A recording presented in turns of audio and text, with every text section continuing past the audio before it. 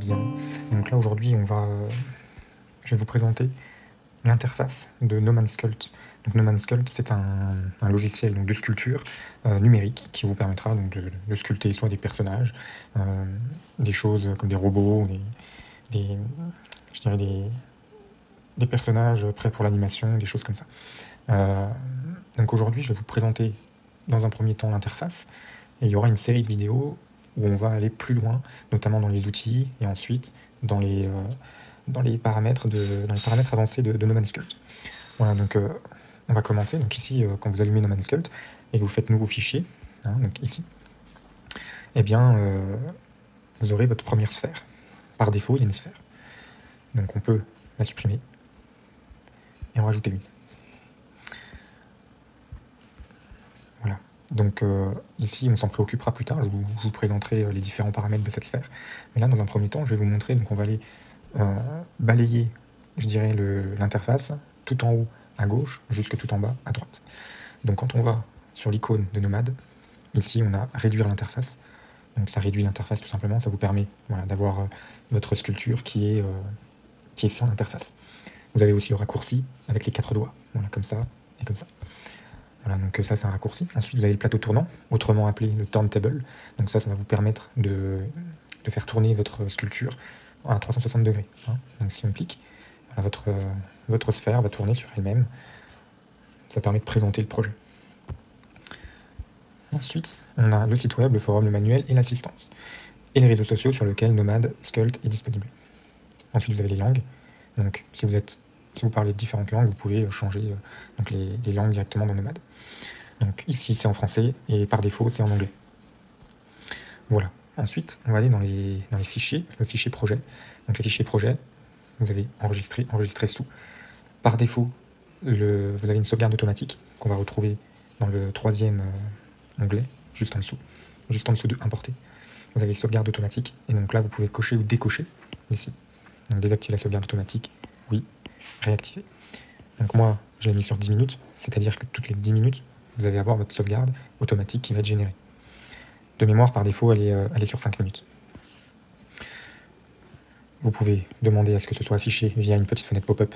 C'est toujours intéressant, moi j'aime bien le garder. Ensuite, quand vous défilez, vous avez votre fichier, votre projet, votre scène, qui peut être exporté soit en fichier Nomad, en fichier STL, en OBJ ou en GLTF.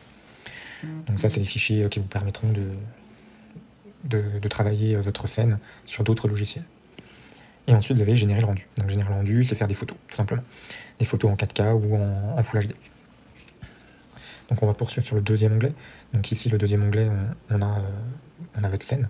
Donc la scène, vous pouvez ajouter des primitives. Donc les primitives, vous avez donc la boîte. Donc là, vous allez avoir un carré. C'est un cube, finalement. Un cube plus qu'un carré, puisqu'on est en 3D. Voilà. Vous pouvez raccourcir, adoucir. Et évidemment, vous avez toujours votre sphère qui est ici. Donc vous avez un petit icône ici qui peut être intéressant, vous voyez. C'est la petite puce qui vous permet de... Vous voyez, si je fais ça, si je vais sur l'écran, eh bien le panneau, je dirais contextuel, eh bien, il va rester actif. Si je le décoche, il part. Voilà. Donc c'est quand même intéressant de le savoir. Moi, je le mets souvent, je le garde souvent. Donc ici, on a donc la sphère, et ici, on a le cube. Vous pouvez cacher votre sphère via le petit œil. Ici, on a d'autres outils, mais là, on verra ça dans d'autres vidéos, pour aller plus loin dans l'apprentissage de ce logiciel. Pour le moment, on travaille vraiment sur l'interface globale. Donc, on va aller sur le 3e onglet, qui est, je dirais, la topologie. Ça va être la topologie de votre modèle. Donc là, je vais valider la sphère. Ici, on va supprimer le cube. Donc, on revient sur la topologie. Donc la topologie, vous avez plusieurs manières de topologiser. Je ne sais pas si ça se dit, mais en tout cas, de gérer, je dirais, les polygones de votre sphère. Donc là, si on active tout en bas le fil c'est le one frère, c'est le quadrillage finalement, c'est ça la topologie de votre modèle. Donc vous voyez, vous avez tout plein de petits carrés. Ben, ces petits carrés, c'est là où vous allez pouvoir, je dirais, travailler votre modèle. Plus il y en a, plus vous pourrez détailler. Moins il y en a, moins il y aura possibilité de faire des détails. Donc ça, pareil, on verra dans d'autres vidéos au fur et à mesure du temps. Et donc sur quand vous avez je dirais c'est cette petite croix juste ici, là. Chaque petite croix, chaque intersection représente un voxel. Voilà. Donc ça, pareillement, je vous présenterai les différentes manières d'appréhender ces nouveaux termes. Donc je reviens sur l'onglet, vous avez la multi-résolution. No Man's Cult vous permet de subdiviser. Subdiviser, c'est d'augmenter le nombre de polygones qui se trouvent sur votre modèle. Donc si je clique sur subdiviser, donc on s'aperçoit que le nombre de polygones a augmenté. Vous voyez, si je reviens en arrière, voilà, ça a augmenté. Et vous avez ici une indication, juste au niveau de la sphère, 24 500, 0 triangle et 24 500 de carré. Voilà. Donc ça, c'est une indication qui est importante, puisque là, vous avez 24 500 polygones qui vont vous permettre de sculpter. La multi-résolution, elle est intéressante dans le sens où vous pouvez revenir en arrière à chaque fois. Par exemple, si je le subdivise plusieurs fois, je peux revenir ici en arrière, encore, et revenir sur mes niveaux de subdivision à la volée, au final, puisque No Man's Cult vous permet de garder ça en mémoire. Donc la multi-résolution est intéressante au début. Donc là, je retravaillerai une autre vidéo avec vous pour que vous puissiez bien comprendre et comment utiliser la multi-résolution et les autres options de topologie. Voilà. Pour revenir en arrière, vous avez un raccourci avec 2 doigts. Donc là, on peut revenir en arrière. Je continue avec les voxels, qui se trouvent à côté de la multi-résolution. Le voxel, c'est le remaillage de votre sphère. Donc là, on verra également après. Hein. Je ne vais pas vous présenter les outils de topologie ici, parce que c'est plus complexe. Mais voilà, sachez que ça existe. Par la suite, de toute façon, vous aurez forcément besoin de remailler votre scène avec cet outil-là de remaillage. Donc si on le fait, on perd la multi-résolution qu'on avait au début. Et donc là, vous voyez, il va faire des choses différentes. Il va travailler de manière différente la topologie. Alors, il va remailler le modèle. Donc vous pouvez descendre ou augmenter la résolution. Si on descend, il y a moins de polygones. Vous voyez ? Voilà, donc ça, on verra plus tard. Vous avez la topologie dynamique. Donc là, si on l'active, vous pouvez, en temps réel, augmenter le nombre de polygones. C'est-à-dire que si je prends un outil, sans la topologie activée, sans la dynamique topologie activée, si on sculpte, vous voyez que ça fait quasiment rien, parce que comme je vous l'ai dit tout à l'heure, c'est qu'on a très peu de polygones, donc vous aurez des difficultés à sculpter. Donc il faut augmenter le niveau de subdivision pour pouvoir sculpter. Mais avec la dynamique topologie, si on l'active, en temps réel, elle va augmenter le nombre de polygones. Donc là, vous voyez les millions de polygones qu'il nous crée. Regardez. On va zoomer pour vous montrer. Vous voyez, il crée plein de polygones pour pouvoir sculpter en temps réel. Donc là, on peut sculpter. Voilà. Donc ça, c'est intéressant, mais à utiliser avec parcimonie, puisque après, votre scène, vous voyez, la sphère, actuellement, elle a des polygones qui ne sont pas du tout, je dirais, harmonieux. Hein. Vous avez beaucoup de polygones à un endroit, mais très peu à d'autres. Donc ça peut créer des problèmes à un moment donné. Donc là, on peut, c'est à ça que ça sert, le voxel, le remaillage. Vous pouvez de nouveau remailler pour pouvoir revenir sur quelque chose d'un peu plus propre. Et enfin, le dernier onglet, on a la décimation. La décimation, c'est quoi? C'est d'enlever des polygones. Donc si je vais dans subdiviser, on a plein de polygones. Ici, je veux décimer mes polygones, donc là de moitié, hein, puisque c'est 50%. Vous voyez, il va m'enlever plein de polygones. Voilà. Vous avez le dépliage des UV, donc là, c'est pour l'exporter dans d'autres logiciels, pour pouvoir le peindre et faire des animations. Donc là, c'est un niveau un peu plus avancé, on fera d'autres vidéos plus tard par rapport à ça. La peinture, le reproject, c'est des termes que je vous expliquerai plus tard, c'est un peu plus avancé également. L'opération de boucher les trous, ça c'est intéressant, puisque parfois quand vous allez couper votre modèle, il peut y avoir des artefacts, des trous dans votre modèle. Et bien là, on va pouvoir les boucher grâce à cette opération-là. Voilà, donc ça, on verra ça plus tard ensemble. Dans le 4e onglet, on a les matériaux. Donc les matériaux, ici, vous avez un matériau qui est opaque, donc qui est par défaut. Vous avez des différents matériaux comme la transluminescence, ça vous en servirez quasiment pas, mais ça vous permet, si vous voulez, de faire traverser des lumières dans certaines pièces. Par exemple, si vous faites une oreille et que vous avez une lumière rouge, et bien votre oreille, elle peut, par exemple, être un petit peu translucide, si vous voulez.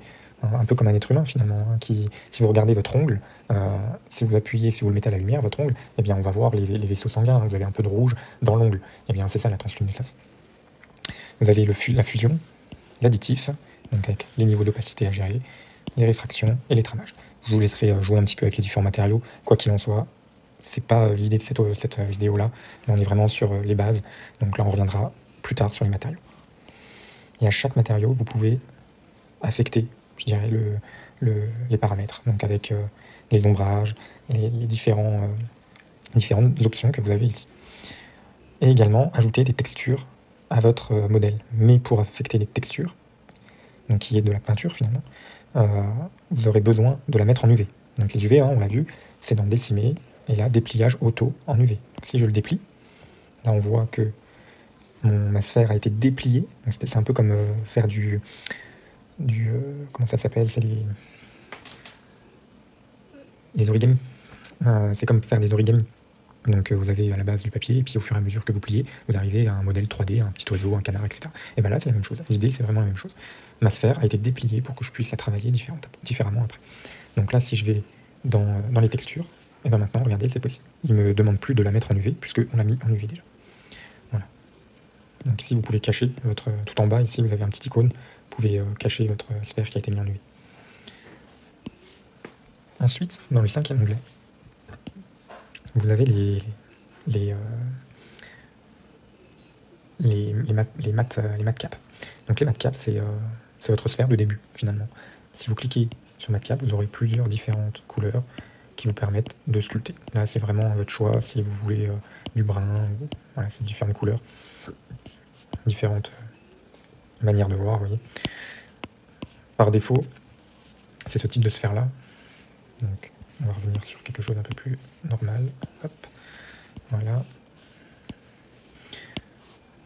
Voilà, vous avez différentes couleurs, vous voyez. Moi, j'aime bien travailler avec une couleur un peu peau. Voilà. Mais c'est vrai que cette couleur-là est intéressante puisque c'est une couleur par défaut qui vous permet de voir correctement ce que vous êtes en train de faire. Voilà, donc ça, je vous laisserai vous amuser avec ça. Et ici, vous avez l'orientation de la lumière. Voilà. Si vous voulez aller dans PBR, qui est juste à côté de MapCap, donc ici, là, vous allez avoir d'autres options. Puisque le PBR va permettre d'ajouter des couleurs, de la peinture, affecter des nouvelles lumières. Vous pouvez ajouter jusqu'à 4 lumières dans votre scène. Donc là, on verra plus tard également comment on gère la lumière, comment on peut agrémenter finalement notre scène avec des lumières. Et ici, donc, vous avez des lumières également, mais c'est des lumières de scène, enfin de global, d'environnement plutôt. Des lumières d'environnement. Et ici, vous pouvez gérer donc l'exposition de la lumière et la rotation. Voilà. Et ici, vous avez le post-traitement. Donc le post-traitement, c'est une fois que vous avez fini votre sculpture et que vous voulez voir le rendu final, lui donner un petit peu plus de qualité visuelle, donc, vous pouvez cliquer sur post-traitement. Et là, vous avez plusieurs options qui vont vous permettre de mettre en avant votre sculpture. Sur les ombres, sur différentes options qui vont vous permettre vraiment de donner du cachet à votre sculpture. Donc ça, pareil, on verra ensemble plus tard comment on l'utilise. L'avant-dernier onglet, ça va être les références. Donc ici, on a effectivement l'arrière-plan. Hein. Vous avez l'arrière-plan de ce que nous, on a mis dans la lumière, c'est-à-dire ici. Vous voyez, ça va changer. C'est l'arrière-plan.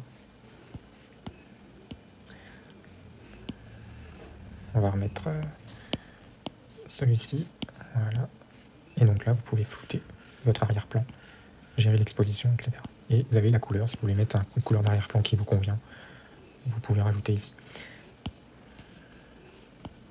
Quoi qu'il en soit, vous pouvez également, c'est surtout ça qui est important, c'est mettre en place des images de référence. Donc ici, vous allez importer des images de référence. Par exemple, ici, on a une oreille. Voilà, donc là, on va avoir une oreille pour pouvoir sculpter de manière plus efficace. Moi, je vous invite toujours à prendre des références. Si vous n'avez pas de référence, ça va être compliqué de rendre quelque chose de plus réaliste. Donc, vous avez plusieurs choses, hein, comme ici, des visages, etc. Donc là, les photos sont un peu floutées, mais je pense que c'est parce que j'ai mis l'UV. Il doit y avoir un petit problème d'affichage à l'heure actuelle, mais d'habitude, ça fonctionne très bien. Voilà, donc ici, vous pouvez mettre vos références. On verra ça plus tard quand on connaîtra réellement les sculptures. Et vous avez bien évidemment des petites options comme l'incrustation, l'opacité de votre image. Hein, vous voyez, derrière, on voit qu'elle est plus opaque. Et puis, la mettre à la taille que vous voulez. Et enfin, on termine par le dernier onglet qui est les caméras. Donc là, c'est ajouter des angles de vue à votre scène. Donc là, c'est des angles de vue automatiques. Donc vous pouvez ajouter une vue. Par exemple, on va prendre celle-ci. On peut faire ajouter vue. Et vous voyez, on a plusieurs vues. Donc là, on a la vue de 3/4. Et ici, la vue de gauche. Vous pouvez gérer la scène de manière orthographique ou perspective. Je vous conseille toujours de rester en orthographique pour commencer. Et puis de temps en temps, vous pouvez regarder ce que ça donne en perspective. Parce que si vous sculptez en perspective, vous allez avoir des problèmes de proportion, des choses qui vont pas aller si vous construisez un personnage. Et ici, vous avez la rotation du turntable. Voilà pour ce qui est donc, des onglets qui se trouvaient en haut. Vous avez bien évidemment d'autres options ici, comme la vitesse et le pivot. Voilà pour les onglets tout en haut à gauche. Donc on continue sur l'interface. Juste en bas, ici, vous avez le rayon qui va vous permettre de sculpter de manière plus grosse ou d'avoir un pinceau plus fin. Voilà, c'est à ça que ça sert ce rayon. Vous pouvez le gérer ici, ou vous pouvez également vous servir du raccourci avec les 3 doigts. Hein, vous voyez. Et juste en dessous, on a l'intensité. L'intensité, c'est quoi? C'est à quelle force je vais creuser mon modèle. Si on met peu de force, on va très peu creuser. Vous voyez, on a des difficultés à creuser. Mais si on met beaucoup de force, là, on n'a pas de difficulté à creuser.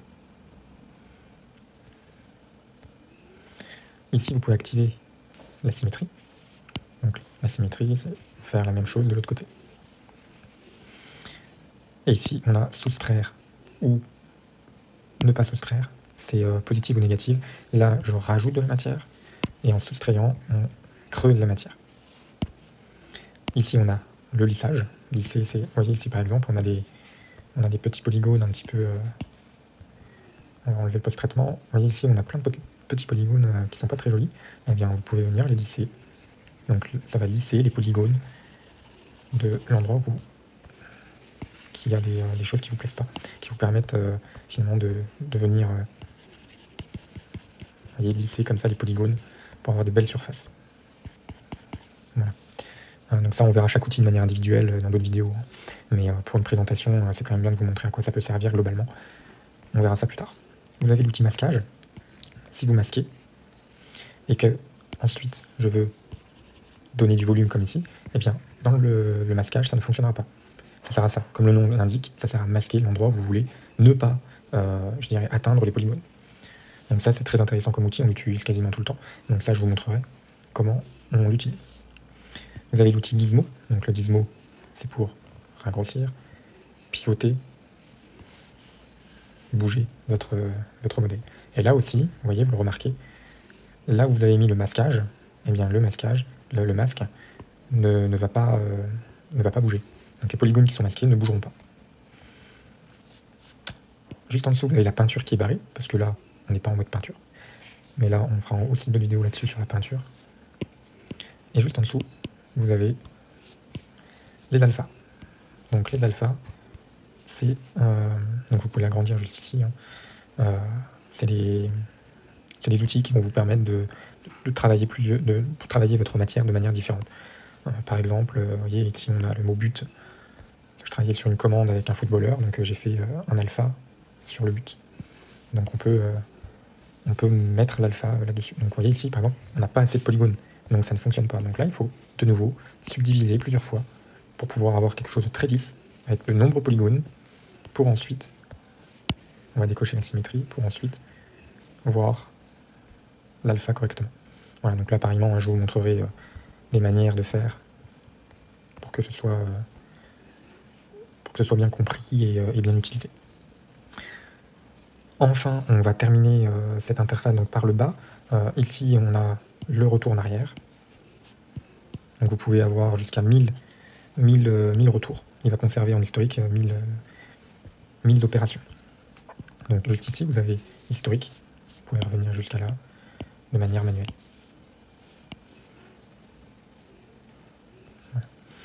Voilà.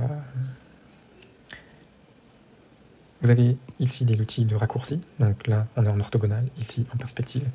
Moi, je vous conseille de rester en orthogonale. Ici, vous pouvez faire afficher la grille. Donc la grille, ça vous permet d'avoir une surface plane si vous voulez mettre à niveau votre modèle. Vous pouvez masquer ou démasquer certains objets. Vous avez un raccourci ici pour le voxel, que vous retrouverez tout en haut, à gauche, à côté du multi-résolution. Vous avez l'outil voxel. Et bien c'est exactement la même chose. Vous voyez, ici on est à 130 de résolution. Si on appuie longtemps, on est également à 130 de résolution. Voilà, donc là je vous montrerai comment on l'utilise. Et ici vous avez le fil. Le fil, c'est pour voir les polygones que vous avez. Et ici on a les UV. Voilà pour la première partie de l'interface. On va terminer la présentation de cette interface sur le tout en haut à droite. Donc on va commencer ici par le réglage de chaque outil. Donc en fait ici vous voyez, vous avez tous les outils. Donc vous avez l'argile, le pinceau, l'outil déplacé, etc. Donc je ferai une vidéo spécifique liée à chaque outil. Donc on va pas revenir là-dessus pour le moment. Mais ici vous pouvez avoir tous vos réglages de chaque outil. Donc régler le trait, régler les alphas qui sont affectés à cet outil, régler comment l'outil va se comporter face à la sculpture. Et vous pouvez avoir d'autres options de filtrage ici pour pouvoir affilier votre outil à un comportement défini. Donc là on verra vraiment précisément comment tout cela fonctionne. Ici vous avez les outils, les options de peinture, les outils de symétrie. Donc les outils, c'est les options de symétrie, si vous pouvez l'activer ou le désactiver. Vous avez la symétrie en X, en Y ou en Z, qui vous permettra de faire plusieurs choses qui sont intéressantes qu'on pourra voir ensemble, qui pourraient être utilisées à la fois sur l'axe X, Y et Z. Donc ça, on pourra regarder l'outil symétrie qui est vraiment intéressant à connaître. Voilà, donc les options, on les verra ensemble. Ici, vous avez un onglet calque, donc sur chaque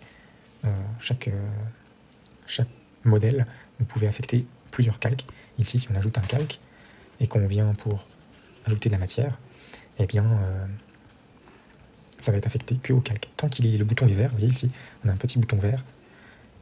Si on clique dessus et qu'on cache avec l'œil, eh bien, vous voyez, on ne voit plus du tout ce qu'on a fait. Ça fonctionne un peu comme dans Photoshop ou dans d'autres logiciels 2D où on a aussi la gestion des calques. Et bien là, c'est un petit peu la même idée.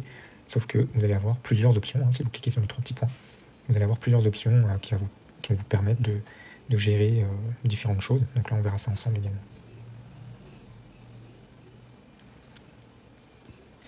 Enfin, vous allez avoir les réglages d'affichage. Donc là, c'est les raccourcis que vous pouvez gérer tout en bas. Donc on a vu, on peut rajouter également le filaire ici. Vous avez d'autres options qui vous permettent d'améliorer l'interface. Vous voyez, par exemple, ici, vous pouvez gérer la couleur de surbrillance. Moi, elle est en violet, mais vous pouvez très bien la mettre en rouge si vous voulez la mettre en rouge. Donc ça sert à quoi? Si vous mettez une autre sphère, quand je viens là-dessus, ça vous indique que vous êtes sur la sphère ici, rouge. Voilà. Donc c'est des petites couleurs comme ça qui peuvent aider. Et puis la durée, voilà, c'est des petites options que je vous laisserai regarder. Ensuite, la multi-résolution, les statistiques, c'est ce que vous avez tout en haut à gauche. Vous avez la RAM. Donc moi par exemple, j'ai 16 Go de RAM, puisque j'utilise un Apple M1, donc un iPad Pro M1, donc 7 Go de RAM. Donc ici, il m'indique bien que j'ai 7 Go de RAM et que j'ai utilisé 107 MO. Voilà, et donc mes deux sphères cumulées en tout, donc c'est la scène en entière, actuellement, elle est à 104 000 polygones. Et la sphère, la petite sphère seulement, elle est à 98 000 polygones. Si on va sur l'autre, elle est qu'à 6 000 polygones. Voilà, ça vous permet d'avoir un contrôle visuel sur les polygones de chaque objet que vous avez. Enfin, la multi-résolution, donc ça c'est les paramètres liés à votre tablette. Je ne vous conseille pas de trop toucher à ça. C'est des choses par défaut, donc voilà, ça va dépendre du matériel que vous utilisez. Et ici, vous allez avoir d'autres options d'interface avec des couleurs que vous pouvez changer comme les widgets. Vous voyez ici, vous avez des couleurs qui vont changer. Voilà, donc ça, c'est à vous de regarder, voir ce qui vous plaît. Vous pouvez changer entièrement la couleur de No Man's Sculpt. Inverser les barres supérieures, latérales, les barres inférieures. Vous avez un tas d'options qui vous permettent finalement de gérer l'interface comme bon vous semble. Enfin, on va terminer sur la sphère qui se trouve en haut à gauche, en haut à droite, pardon. Ici, vous avez bien front, qui est la face. Si vous rappuyez dessus, vous êtes derrière. Si vous rappuyez dessus de nouveau, vous êtes devant. Voilà. Vous pouvez tourner en appuyant sur ce bouton de sphère, vous avez la possibilité de tourner autour de votre monnaie. Vous pouvez appuyer un tout petit peu sur le côté, ça va le prendre en compte pour pouvoir tourner vraiment autour de votre monnaie. Mais vous n'êtes pas obligé de vous en servir. Vous pouvez également l'enlever de votre scène, dans les options de l'interface. Vous pouvez tourner autour de votre modèle avec vos doigts. Donc, quand vous pincez, vous agrandissez, vous zoomez finalement. Quelque chose à bien prendre en compte, le fait de pincer et donc de zoomer, ça ne veut pas dire que votre sphère va grossir. Votre sphère, vous la grossissez avec le gizmo. Donc là, ce que je suis en train de faire. Si je pince pour zoomer, je fais que de zoomer. Je n'agrossis pas la sphère. Vous avez la petite maison à côté de la boule. C'est finalement remettre... Vous voyez, si je mets la sphère ici, il va vous remettre correctement en face. Voilà pour ce qui est de cette première vidéo, je dirais, de prise en main de No Man's Cult, de faire un petit peu, déblayer un petit peu toutes les options, au moins en tout cas l'interface et de voir les possibilités que peut vous offrir ce logiciel. Et puis je ferai plusieurs vidéos qui vont détailler chaque outil, comment on les utilise, et puis on s'adaptera en fonction de votre demande, et puis comment je peux apporter mon aide vis-à-vis de la sculpture numérique. Voilà, et par la suite, je pourrais vous montrer comment on peut travailler des modèles sculptés. Donc je peux vous montrer par exemple un projet que je suis en train de réaliser. Donc ici on a Mulan. Voilà, donc je suis en train d'essayer d'aller en cours, elle n'est pas encore finie, mais c'est un début. Donc vous pouvez faire ce genre de choses. Voilà, donc on regardera ensemble comment on peut travailler No Man's Cult dans la création de personnages. Jusqu'à l'impression 3D, la peinture, et puis la mise en décoration dans la maison. Voilà. Et bien écoutez, je vous souhaite en tout cas une bonne journée ou une bonne soirée, tout dépend à quelle heure vous regardez cette vidéo. Et puis à très bientôt.